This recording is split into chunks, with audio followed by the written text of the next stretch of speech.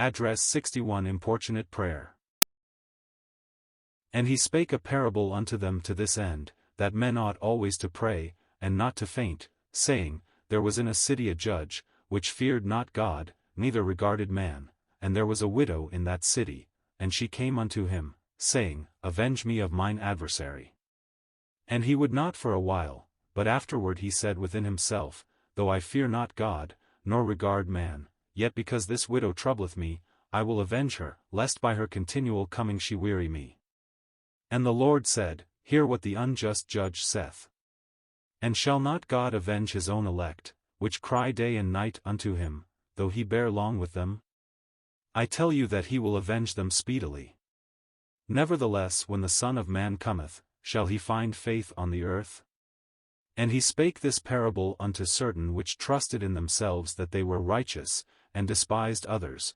2 men went up into the temple to pray, the one a Pharisee, and the other a publican. The Pharisee stood and prayed thus with himself, God, I thank thee, that I am not as other men are, extortioners, unjust, adulterers, or even as this publican.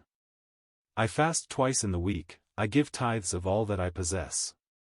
And the publican, standing afar off, would not lift up so much as his eyes unto heaven, but smote upon his breast, saying, God be merciful to me a sinner.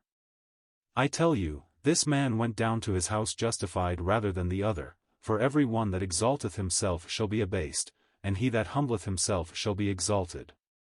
And they brought unto him also infants, that he would touch them, but when his disciples saw it, they rebuked them.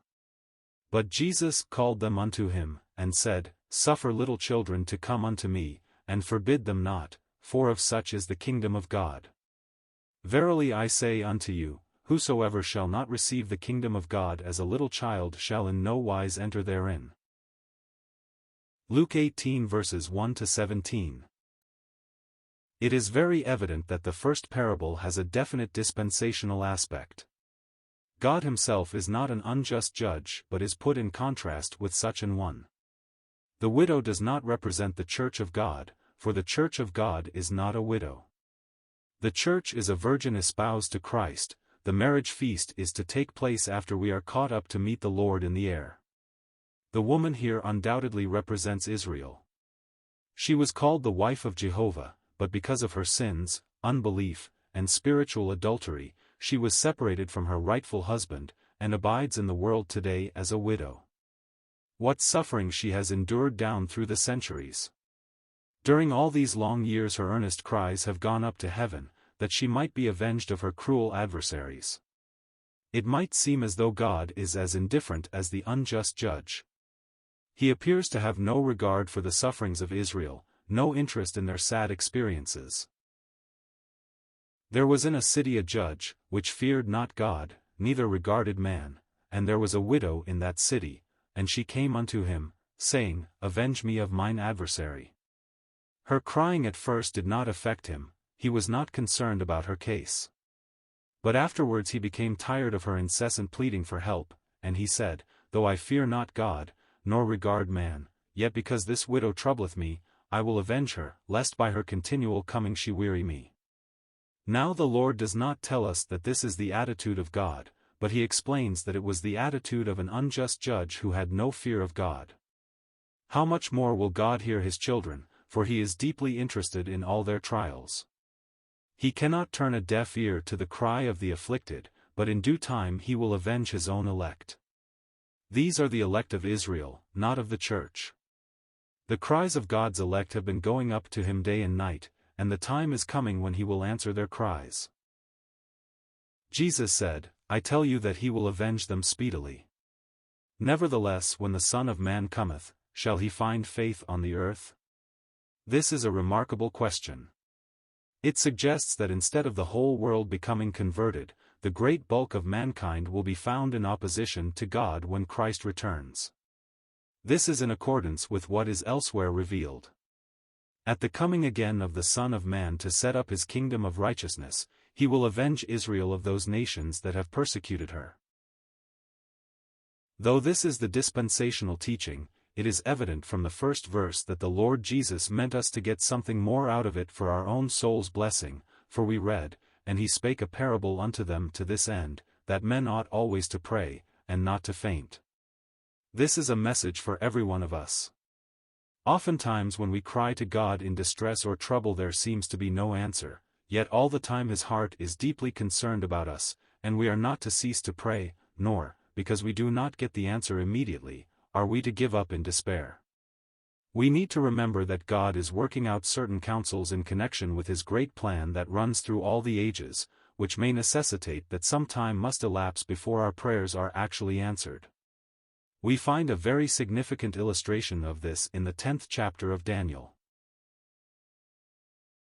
We read the prophet prayed about a certain thing for 3 full weeks, 21 days, and during those 3 weeks he ate neither bread nor meat, nor drank wine. One can imagine how he must have felt as the hours lengthened into days, the days into weeks, and the weeks went on until 3 had passed. Then at the end of the 21 days, he tells us there appeared to him an angel sent direct from the high court of heaven. The angel said to him, From the first day that thou didst set thine heart to understand, and to chasten thyself before thy God, thy words were heard, and I am come for thy words. But the prince of the kingdom of Persia withstood me 21 days.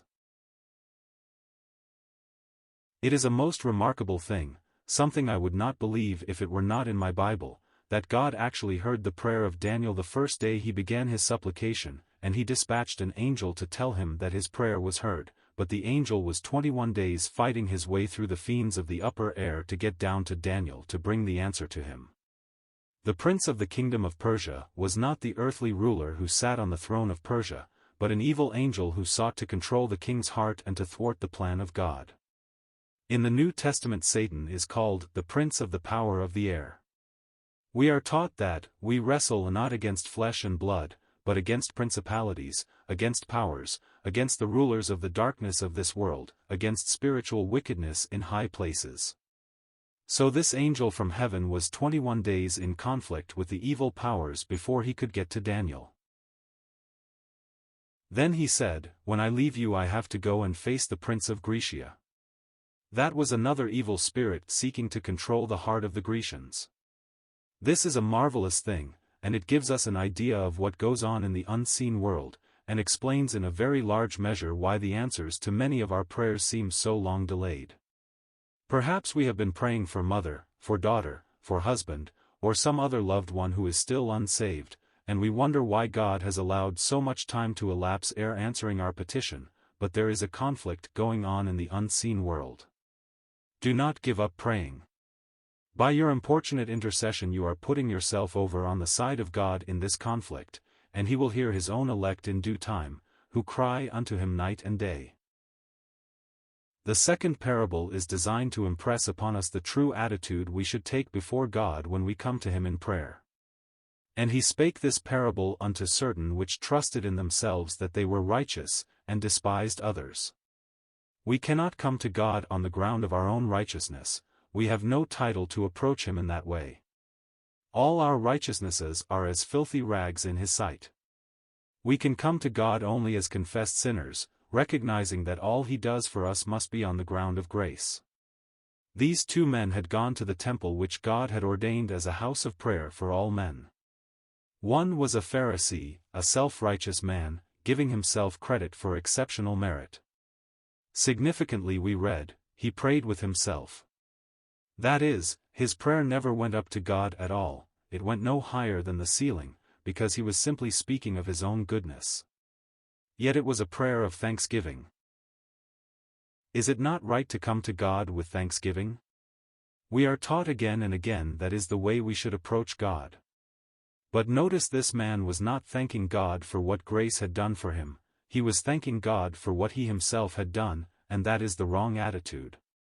When I approach God my heart should be filled with thanksgiving because of what he has done for me, recognizing that everything I have comes by divine grace.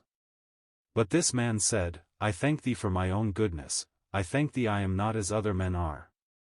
You, perhaps, would not use the same language, but do you approach God in that attitude?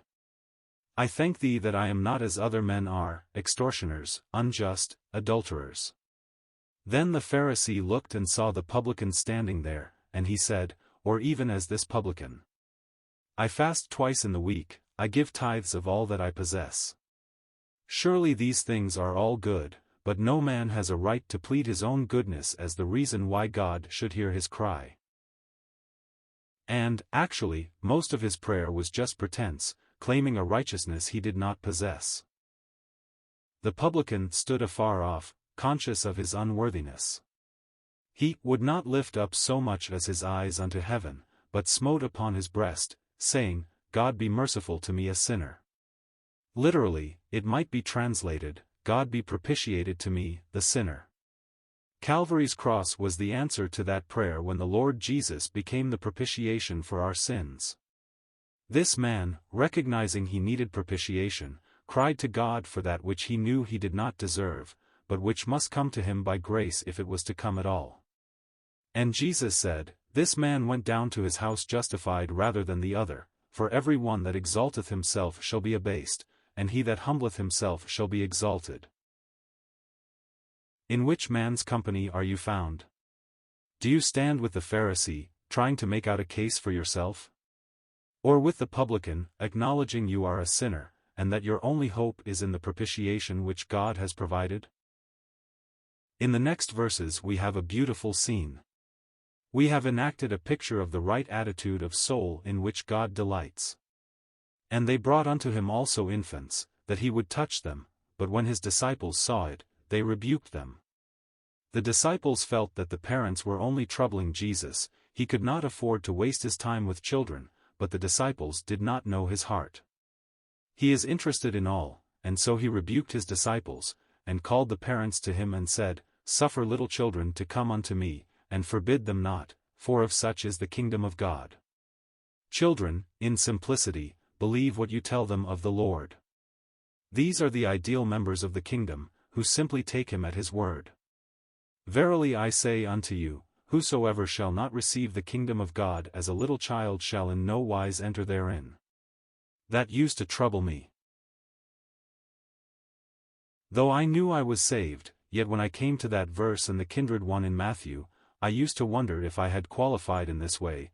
I am not like a child, I am not as innocent as a little child, I have not the same hopeful attitude toward life as little children.